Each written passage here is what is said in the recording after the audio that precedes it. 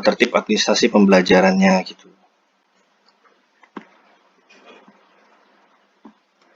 Selanjutnya, kalau di pendidikan kesetaraan, jadi di Dapodik itu ada 10.800 satuan pendidikan kesetaraan.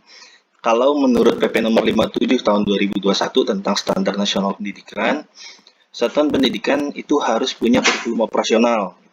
Artinya kalau kurikulum operasional ini mungkin lebih dikenal Bapak Ibu dengan kurikulum tingkat satuan pendidikan ya. Nah, oleh karena itu, karena populasi di Dapodik ada 10.800 satuan pendidikan non-formal, maka sejatinya Bapak Ibu di Dapodiknya di satuan pendidikan juga kurikulumnya ada 10 ribuan gitu. Baik, selanjutnya kaitannya ini akan coba saya singkat-singkat sesuai dengan konteks kita kali ini, yaitu tentang Dapodik. Tertib tata kelola Dapodiknya, yaitu batas cut-off kita ketahui bersama 31 Agustus.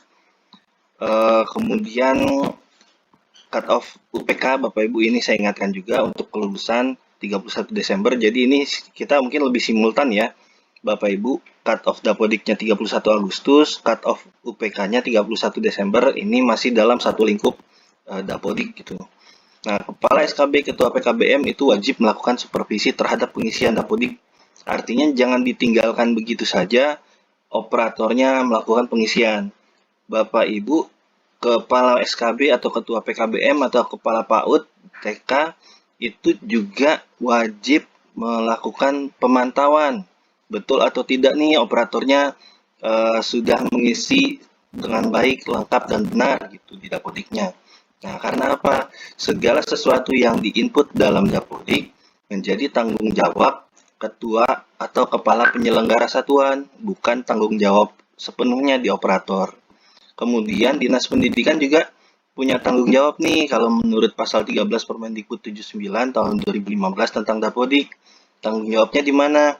Tanggung jawabnya di verifikasi dan validasi. Jadi tidak hanya melepas satuan pendidikannya input dan sinkron, Dinas Pendidikan juga wajib melakukan verifikasi dan validasi data yang diinputkan oleh satuan pendidikan. Ini tahun lalu ada banyak cerita ya Bapak Ibu. Banyak dinas pendidikan yang komplain tidak dilibatkan dalam penetapan penerima BOS BOP gitu.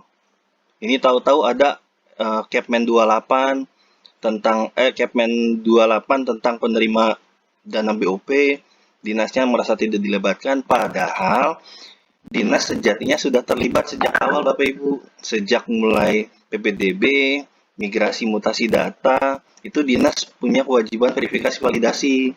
Nah, setelah diverifikasi inilah datanya kemudian diambil sebagai calon usulan penerima BOP gitu. Jadi artinya bukan tidak dilibatkan, artinya dilibatkan sejak awal, namun verifikasi dan validasinya ini perlu pemantauan yang memang dilakukan secara simultan dan berkesinambungan gitu.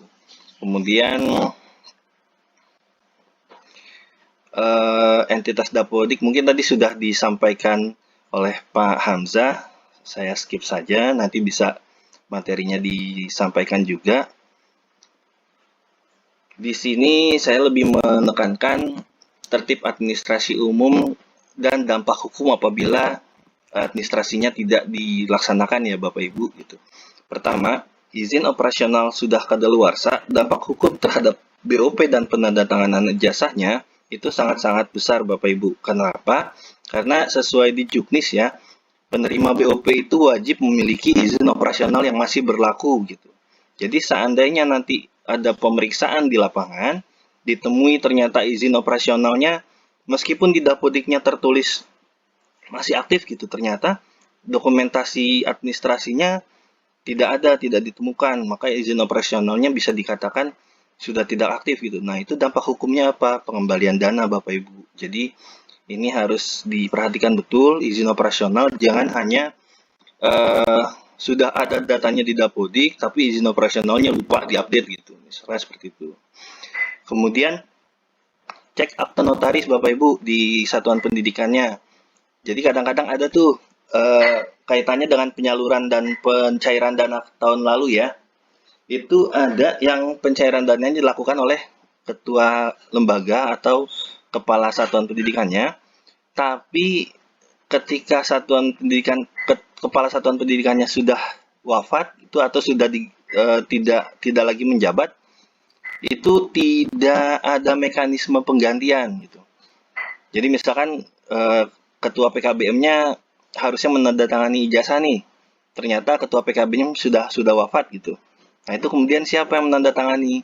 Kalau di akte notarisnya ada mekanisme penggantian, apakah wakilnya yang kemudian secara aklamasi naik atau seterusnya, itu mungkin bisa terselamatkan. Tapi kalau seandainya tidak ada di akte notarisnya tertuang mekanisme penggantian kepala satuan pendidikan, nah ini perlu dicek lagi nih akte notarisnya, ADART-nya itu sudah mengakomodir itu atau belum.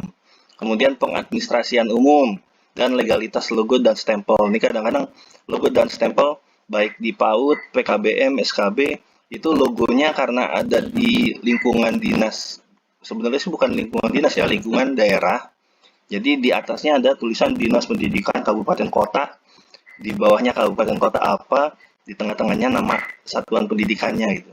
Nah, kalau untuk SKB atau TK atau penyelenggara satuan pendidikan formal yang sifatnya diselenggarakan oleh pemerintah daerah, negeri gitu maksudnya, itu nggak masalah. Tapi kalau yang bukan diselenggarakan oleh daerah, yang swasta nih, itu sebetulnya tidak berhak untuk mencantumkan logo yang diatur di tata naskah daerah gitu.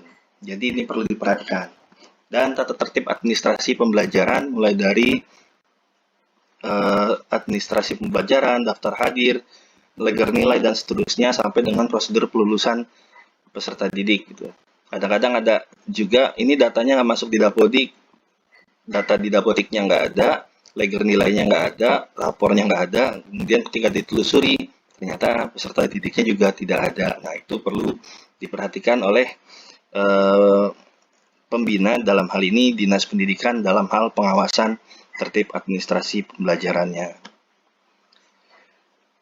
Mungkin ini nanti akan saya bahas sedikit. Tahun 2022 ini merupakan tahun pertama kita di BOP PAUD dan Kesetaraan itu menggunakan mekanisme salur langsung ya Bapak Ibu. Di sini saya coba sedikit mengulas bahwa mekanisme salur langsung itu dimulai dari standarisasi rekening yang dituangkan dalam Persejen Kemdikbudristek nomor 19 tahun 2021. Nah, kalau tidak terstandar ini nih yang jadi masalah nih. Data di Dapodiknya ada, tapi standar rekeningnya belum ditetapkan oleh daerah. Nah, itu kemudian tidak dapat disalurkan di 2023, Bapak Ibu. Kemudian setelah ada standarisasi rekening, Dapodiknya sudah diverval, kemudian kelengkapan data suppliernya sudah lengkap, masuk ke perencanaan dan penganggaran per akhir 30, maksudnya per awal September ya gitu ya. Artinya setelah tanggal 31 Agustus itu nanti datanya dipakai untuk perencanaan penganggaran, dan setelah direncanakan dianggarkan 2023 akan disalurkan secara langsung untuk tahun kedua.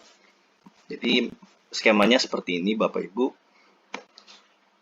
Yang tadi saya katakan data supplier itu mulai dari NPSN, nama sekolah, nama rekening sekolah, nomor rekening sekolah, kode bank, seterusnya sampai dengan jumlah siswa. Nah, inilah yang ditarik oleh teman-teman di Sekretariat Ditjen ke Kementerian Keuangan untuk rekomendasi penyaluran langsung Bapak Ibu.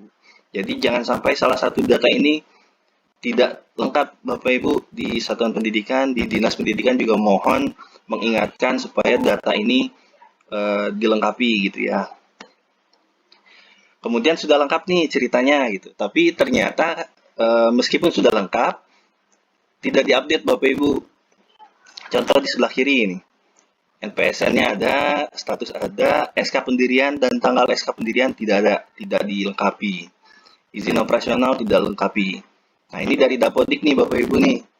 Kalau misalkan seperti ini kondisinya, itu tidak akan bisa direkomendasikan untuk menjadi penerima BOP 2023 Bapak Ibu. Adapun yang sudah diisi tapi tidak diupdate. Itu kondisinya seperti di sebelah kanan. Ini ada salah satu identitas sekolah, sudah ditulis PKBM yayasannya, SK-nya belum ada, tanggal SK pendiriannya ini 100 tahun setelah VOC bangkrut, Bapak Ibu. Ini entah ini masalah di sistem atau di peninputan yang kurang lengkap, tapi ini sangat-sangat mustahil ya gitu ya. Kemudian di bawahnya ini sudah lengkap data rincinya. Nah, inilah yang mungkin Bapak Ibu perlu memperhatikan pengisian datanya. Jadi jangan sampai datanya udah ditulis, gitu, udah diisi, tapi ternyata isian datanya tidak update. Nah, ini juga perlu perhatian Bapak Ibu sekalian. Untuk rekening satuan pendidikan, pengajuan barunya ini mulai dari Juli kemarin sampai dengan Agustus masih ada, sekarang tanggal 26, masih ada 4 hari.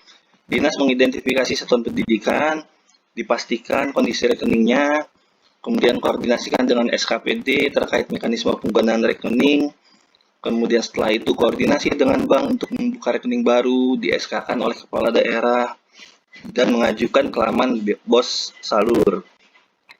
Ini sih sederhananya, kalau di daerah operator itu koordinasi langsung ke kantor cabang bank yang ditunjuk untuk penetapan rekening standar.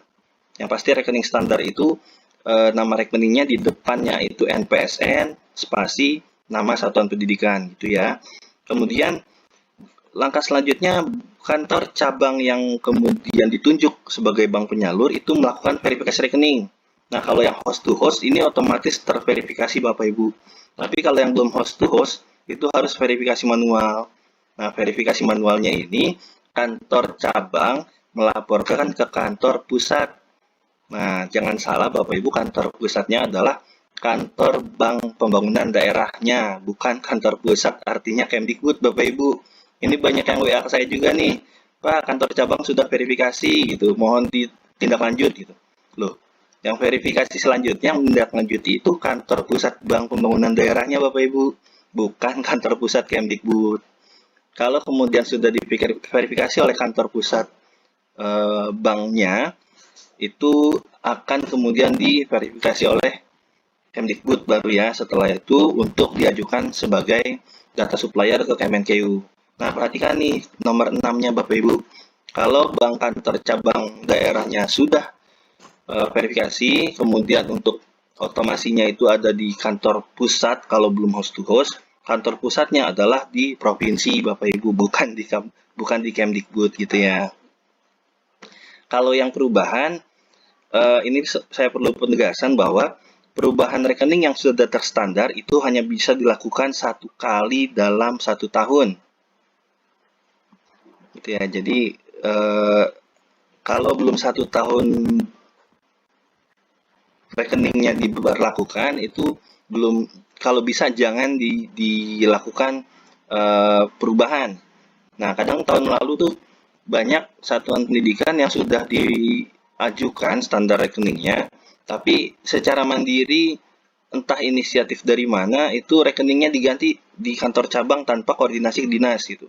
Alhasil menyebabkan retur. Nah, kalau sudah retur itu nanti repot lagi gitu urusannya itu. Nah, kalau untuk perubahan itu bisa dilakukan Juli Agustus juga.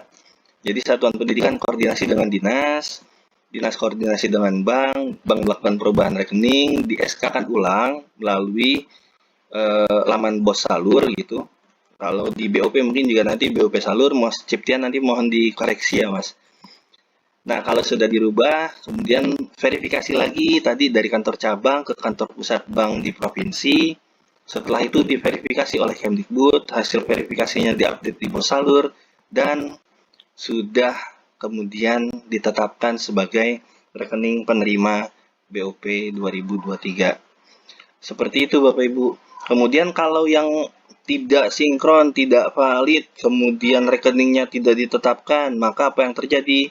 Tidak mendapatkan atau tidak ditetapkan sebagai penerima BOP untuk tahun 2023. Nah, kalau tidak ditetapkan sebagai penerima BOP, jangan khawatir, di dinas nih saya mau coba Mau coba sebentar. Oke. Saya mau coba kasih solusi untuk Bapak Ibu di daerah yang satuan pendidikannya banyak tidak terlayani BOP. Kalau kemarin ya Pak Dana menjelaskan menjadi tanggung jawab di daerah karena memang di standar pelayanan minimum di peraturan pemerintah nomor 2 tahun 2018, satuan pendidikan penyelenggara pendidikan non formal, PAUD, PKBM, SKB merupakan kewajiban pembinaannya di Dinas Pendidikan Kabupaten Kota gitu. Nah, untuk BOP itu sebetulnya hanya dana eh, apa ya? Kalau boleh dibilang BOP itu sebenarnya lebih kepada dana stimulus Bapak Ibu, bukan pendanaan utama gitu. Kalau yang utamanya ada di PP nomor 2 2018 adalah kewajiban di masing-masing kabupaten kota gitu. Kalau penyelenggaranya yayasan, maka kewajiban penyelenggaraan termasuk pendanaan itu adalah merupakan kewajiban kewenangan di yayasan penyelenggara satuan pendidikan masing-masing. Nah, kalau yang tidak tersedia pendanaan dari BOP-nya gitu. Nah, Bapak Ibu di kabupaten kota mungkin sudah mengenal yang namanya indeks pembangunan manusia. Gitu ya. Nah, indeks pembangunan manusia ini mulai dari harapan lama sekolah sampai dengan kondisi pembangunan sistem pendidikan di daerahnya. Kemudian juga dipengaruhi oleh rata-rata lama sekolah, jumlah tahun yang digunakan untuk penghitungannya adalah penduduk di atas 25 tahun dalam menjalani pendidikan, sehingga menciptakan gambaran kualitas pendidikan masyarakat dalam suatu wilayah. Nah, yang usianya di atas 25 tahun, Bapak Ibu, memang tidak masuk dalam kriteria penerima BOP ya, tapi masuk dalam perhitungan rata-rata lama sekolah. Nah, perhitungan rata-rata lama sekolah inilah yang kemudian menjadi indeks pembangunan manusia (IPM). Nah, kalau IPM-nya meningkat, konsekuensinya adalah dana alokasi umumnya meningkat. Jadi, kalau dana alokasi umumnya meningkat, maka tanggung jawab pemerintahan dalam pendidikan itu oleh pusat dan daerah akan terbagi. Itu artinya menjadi tanggung jawab bersama pusat dan daerah. Daerah punya DAU, pusat punya APBN untuk dititipkan dari dalam BOP. Gitu. Barangkali demikian Bapak Ibu, Pak Didik yang bisa saya sampaikan. Terima kasih. Wabillahi taufiq wal hidayah. Assalamualaikum warahmatullahi wabarakatuh. Selanjutnya saya kembalikan ke Pak Didik.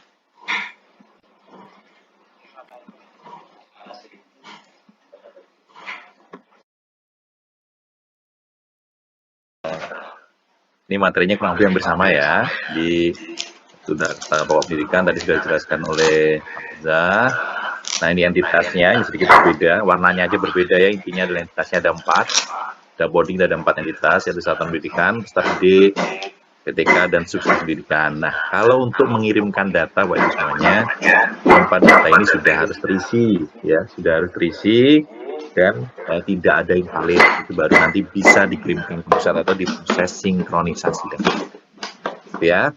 Kemudian selanjutnya ini kalau kita bahas masalah dapodik Bapak Ibu semuanya, di sini ada pembaruan dapodik versi 2023. Yang pertama adalah pemindahan atribut jenis PTK yang sebelumnya dia ada di menempel di masing-masing PTK. Sekarang atributnya nempel di mana dia ditugaskan atau di penugasan PTK-nya. Nah, di sini ya, dia ada sedikit perbedaan karena di sini kalau kita lihat memang untuk PTK ketika dia ada misalkan ada induk dan non induk ya, itu nanti di induknya bisa jadi sebagai kepala sekolah, kemudian di non induknya bisa jadi sebagai guru mapel dan lain sebagainya. Makanya di sini untuk penugasan digeser ke untuk jenis PTK-nya digeser ke penugasan PTK.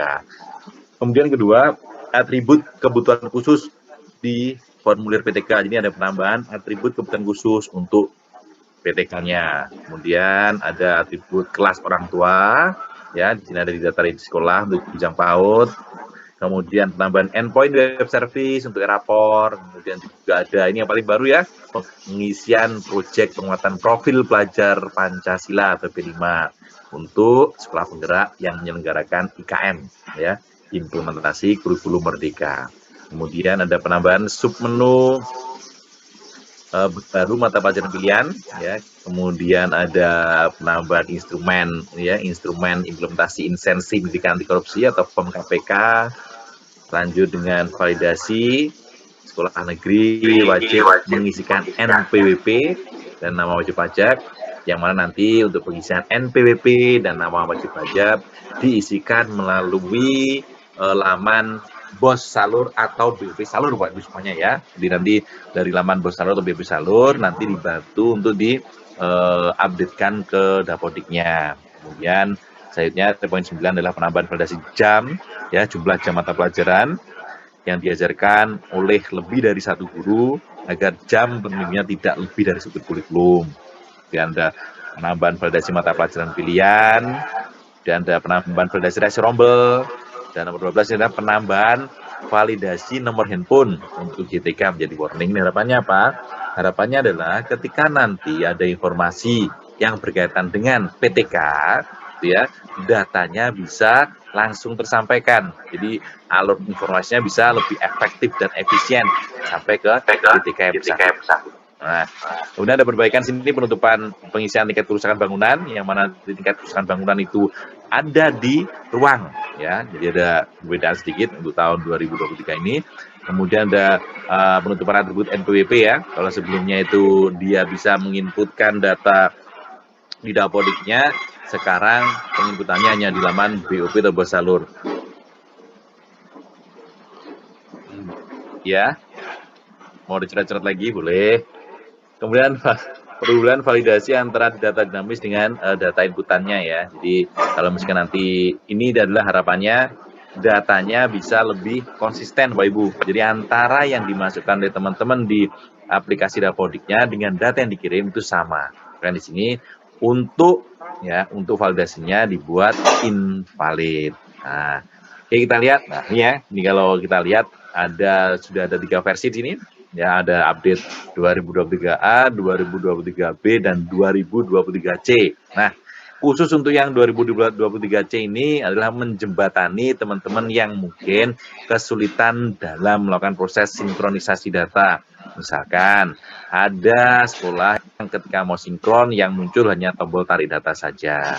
Ini ya, ini ada perbaikan di sisi 2023C. Jadi kalau teman-teman nanti ada yang sudah datanya sudah valid semua ya, datanya sudah valid semua, tidak ada yang invalid di form invalidnya, tapi masih tarik data saja, yang tampil nanti silakan versi 2023C, hingga nanti teman-teman bisa melakukan proses pengiriman data atau sinkronisasi. Nah, jadi juga sempat dibahas, saya hanya menambahkan sedikit di poin nomor 4 ya. Ya di sini adalah untuk syarat ya, syarat penentuan prima BOS dan BOP itu yang poin 4 adalah peserta didik memiliki nomor induk siswa nasional. Nah, ini catatan buat teman-teman di PAUD ya, ini biasanya ya, yang mana di teman-teman PAUD kalau misalkan ada siswa baru ini ya, biasanya siswa barunya masih belum punya NISN. Nah, ini sebagai catatan ya, karena nanti untuk perhitungan dana BOP-nya adalah jumlah siswa yang memiliki NISN dikalikan dengan satuan biaya dari masing-masing daerah.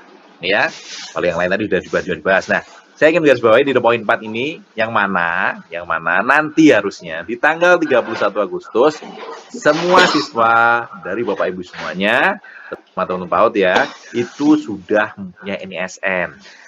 Itu nanti yang dihitung sebagai penerima BOP atau BOS-nya. Gitu ya. Nah, ini kalau tadi juga sudah disampaikan, jadi kalau misalkan nanti tidak memenuhi prasyaratnya di tahun ini, maka secara otomatis dalam 1 tahun dapatkan BOS atau BOP. Ya, jadi tolong dipastikan untuk datanya sudah siap. Nah, ini apa saja tantangan dalam cut-off? Ya, pertama sinkronisasi Dapodik, kemudian izin operasional, yang ketiga adalah validitas NISN. Tadi juga sempat disinggung oleh Pak Hamzah ya. Nah, ini kalau kita lihat data per pagi ini tadi juga sempat disampaikan Pak Didi ya. per pagi ini alhamdulillah dari sebelumnya 72% kemarin, sekarang alhamdulillah untuk teman-teman sudah 79% ya. Jadi sudah lumayan ada peningkatan, ya, kita kejar lagi ya, mumpung masih ada 5 hari kerja ini ya. Kemudian dari teman-teman ini yang agak lambat ini di teman PKBM ya, masih ada 3.000 lembaga yang belum sinkron. Nah ini ya perlu di-cross-check lagi teman-teman, apakah memang PKBM-nya ini masih aktif ataukah memang sudah aktif ya. Jadi nanti segera dikonfirmasi lagi, dipastikan. Jadi sehingga nanti ketika kita cut off, progresnya juga sesuai dengan jumlah sekolah atau lembaga yang aktif gitu ya. Nah, ini kalau kita Bapak semuanya, biasanya masalah yang biasanya muncul di lapangan ya, pertama adalah rotasi kepala sekolah. Biasanya di sini, ketika ada rotasi kepala sekolah, itu lembaga-lembaga kesulitan melakukan proses sinkronisasi, ya, karena kepala sekolahnya nggak ada. Nah, ini apa yang harus dilakukan? Yang pertama, ya, ini jawabannya yang pertama ini adalah memastikan penugasan dan jenis PTK di satu pendidikan baru telah terisi. Ya, jadi nanti kalau misalkan ada rotasi kepala sekolah, langkah pertama yang bisa dilakukan teman-teman adalah jadi ketika nanti ada perpindahan kepala sekolah, pastikan teman-teman sudah melakukan sinkronisasi minimal dengan kepala sekolah yang lama 1 kali. Oke, setelah itu nanti pastikan lagi untuk kepala sekolah yang baru ya, kalau misalkan sudah ada kepala sekolah yang baru, dicek juga di sana apakah sudah ada penugasannya, kemudian di penugasan itu dicek juga PTK-nya untuk yang baru.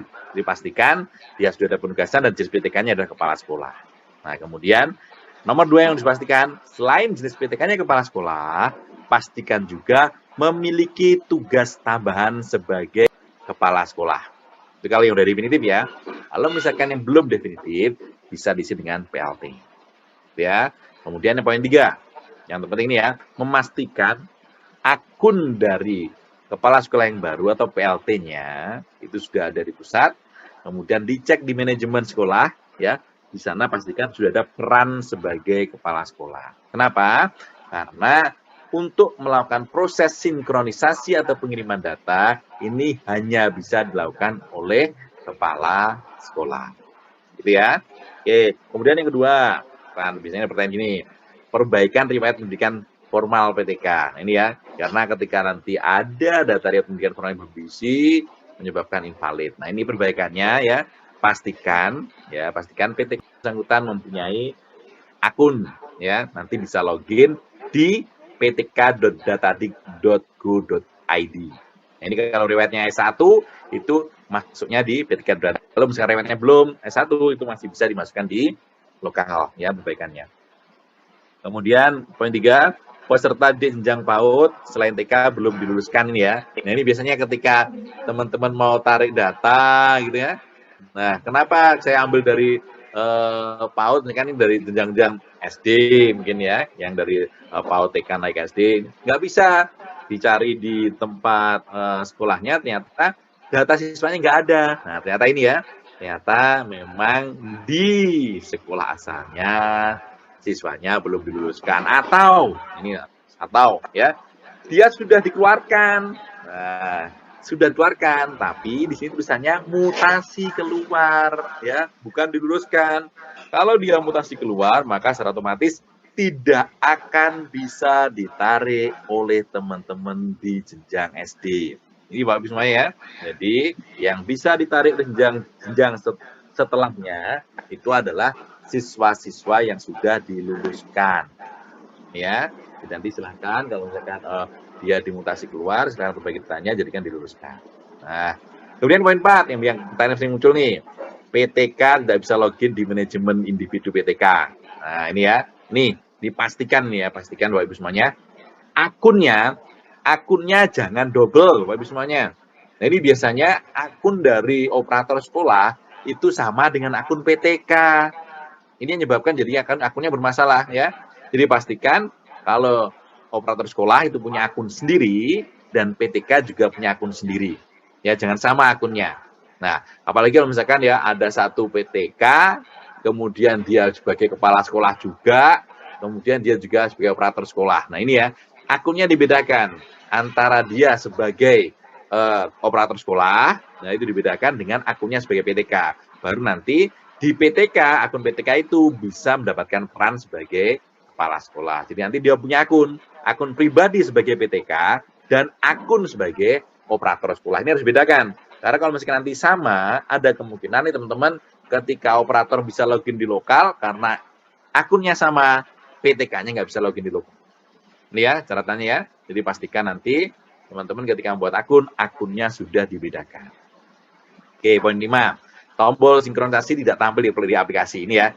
Sinkronisasi data ya, tombol sinkronisasi ini hanya akan muncul, ini tombolnya malu-malu ini tombol sinkronisasi ini ya.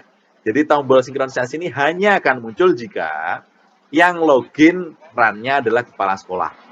Dan catatannya dan jika dan hanya jika tidak ada data yang invalid. Jadi tombol sinkronisasi data ini hanya akan muncul jika yang login sebagai kepala sekolah dan sudah tidak ada data yang invalid. Ini ya. Jadi kalau misalkan nanti masih ada data invalid, maka tombol sinkronnya nggak bakal muncul. Yang muncul hanya tarik data buat semuanya. Jadi pastikan ya nanti ketika teman-teman mau melakukan proses sinkronisasi data, pastikan nanti datanya sudah valid semua. Kemudian yang login karena harus login sebagai kepala sekolah. Nah, gitu ya. Kalau misalkan nanti ada kendala, misalkan ya, ini saya login kepala sekolah ya, tapi kok ketika sinkron kok belum terdaftar ini ya. Nanti silakan patch di 2023C ya. Kemudian nanti di sana silakan login sebagai operator sekolah, tukar pengguna sebagai kepala sekolah. Nah, selanjutnya di sini serta didik di tingkat awal ya tidak masuk aplikasi. Nah ini kalau misalkan teman-teman melakukan tarik data tapi datanya nggak masuk, ini biasanya ada jeda ya Bapak Ibu semuanya ya, sekitar 3-6 jam ketika proses tarik data. Jadi kalau misalkan nanti sampai 6 jam atau sampai 1 hari datanya tidak masuk, langkah terbaik yang bisa Bapak Ibu lakukan adalah bisa dengan melakukan install ulang aplikasinya, melakukan registrasi ulang ya. Nah tapi dengan catatan Bapak Ibu semuanya, pastikan semua data yang ada di lokal Bapak Ibu semuanya sudah disinkron, sudah dikirimkan. Nah, ini biasanya jadi kendala Bapak Ibu semuanya. Ada teman-teman di lapangan ya, ada teman-teman di lapangan yang dia data siswanya karena menunggu data siswa tingkat awal, tingkat tengah sama tingkat akhirnya nggak segera dikirimkan. Nah, ini sangat disayangkan. Jadi kirimkan dulu data yang ada ya, kemudian nanti ketika tarik datanya masih belum masuk semuanya, dicek di laman sp.rading sudah ada, nanti silahkan lakukan instalasi ulang. Tapi dengan catatan ya, Bapak Ibu sudah melakukan proses sinkronisasi data atau pengiriman data ke pusat. Nah, nanti ketika sudah melakukan pengiriman data, maka secara otomatis nanti datanya juga sebagai backup. Jadi Bapak Ibu, semua kerja Bapak Ibu yang sudah dilakukan sudah ada di pusat. Nah, kemudian selanjutnya, pengguna tidak aktif saat melakukan sinkronisasi. Nah, biasanya kalau pengguna tidak aktif ini ya, dia punya akun lebih dari satu. Ya, dia punya akun lebih dari satu. Nah, ini biasanya ketika dia punya akun lebih dari satu, mungkin dari teman-teman dinas bisa dinonaktifkan salah satu akunnya. Dan kebetulan akun yang dinonaktifkannya adalah akun yang digunakan oleh teman-teman di sekolah. Ini ya, catatan betul Bapak Ibu semuanya. Jadi nanti ketika membuat akun, pastikan akunnya tidak berganda. Jadi satu PTK.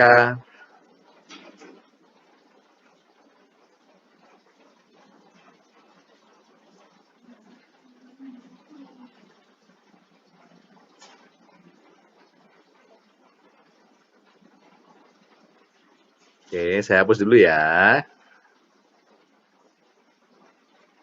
Silakan kalau mau curhat-curhat lagi ya. Maklum Pak Ud Nasution. Siap. Jadi untuk akun Bapak Ibu semuanya, pastikan satu PTK, satu akun ya. Dan akunnya jangan sama dengan operator. Agar nanti tidak terjadi kendala-kendala sudah ada ini ya. Jadi teman-teman gagal login, gagal sinkron dan seterusnya. Jadi pastikan satu PTK, satu akun. Dan akunnya jangan sama dengan akun operator sekolah. Nah, satu lagi catatannya, akun yang digunakan pastikan email aktif. Kenapa? Karena nanti ketika proses verifikasi akun, ya dia akan nembak ke emailnya. ya mengirimkan kode verifikasi ke emailnya. Jadi kalau misalkan emailnya email fiktif, ya dapat dipastikan teman-teman tidak akan bisa melakukan verifikasi akun. Nah, kalau tidak bisa melakukan verifikasi akun, nanti di laman Dapodiknya pasti akan tersilang merah, akunnya belum terverifikasi. Nah, untuk saat ini Bapak Ibu semuanya ya, untuk verifikasi akun mungkin bisa dijadikan prioritas kedua. Prioritas pertamanya adalah pastikan semua data siswa di tempat Bapak Ibu sudah terkirimkan ke pusat. Ya. Kemudian ini yang ke-8 ya, sekolah tidak ditemukan saat melakukan registrasi. Nah, biasanya kalau sekolah tidak ditemukan dalam saat registrasi ini dia ini ada efeknya dengan perakunan tadi, ya. Akunnya dia ganda sehingga akun operatornya ketika melakukan proses registrasi, akun operatornya tidak bisa terinput di lokal. Nah, ketika tidak bisa terinput di lokal, maka ketika nanti menampilkan informasi, oh ini loh, kamu sudah selesai, karena dia akunnya tidak ada, maka tidak dapat mendapatkan datanya ya, dari data feedbacknya nggak dapat, sehingga informasinya sekolah tidak ditemukan. Nah, atau juga bisa jadi gini, ketika teman-teman melakukan prefill ya, kemudian di sana data prefill tidak ditemukan, yang bersama ini ya, data prefill tidak ditemukan. Kalau data prefill tidak ditemukan, biasanya teman-teman ketika melakukan prefill offline, ini mungkin file prefillnya salah yang di-copy. Ya, file prefillnya salah di-copy. Jadi pastikan prefill dari teman-teman yang mau registrasi ini dimasukkan di folder C/prefill Dapodik. Prefillnya sekolahnya ya, karena biasanya ini satu instalasi banyak sekolah. Nah, ini biasanya salah memasukkan data prefill sehingga ketika dilakukan registrasi data prefillnya tidak gitu ya. Kemudian ini nomor 9, ini sudah disampaikan tadi ya, belum terverifikasi status akunnya. Ini nanti sebenarnya tidak mempengaruhi proses sinkronisasi data semuanya. Jadi abaikan aja untuk akun yang belum terverifikasi. Tapi intinya di sini pastikan akun atau email yang digunakan adalah email aktif ya, email aktif karena nanti ketika sistem melakukan proses verifikasi akun, itu kode aktivasinya akan dikirimkan ke email yang bersangkutan. Ya, oke. Oke, mungkin itu yang bisa saya sampaikan, kurang lebih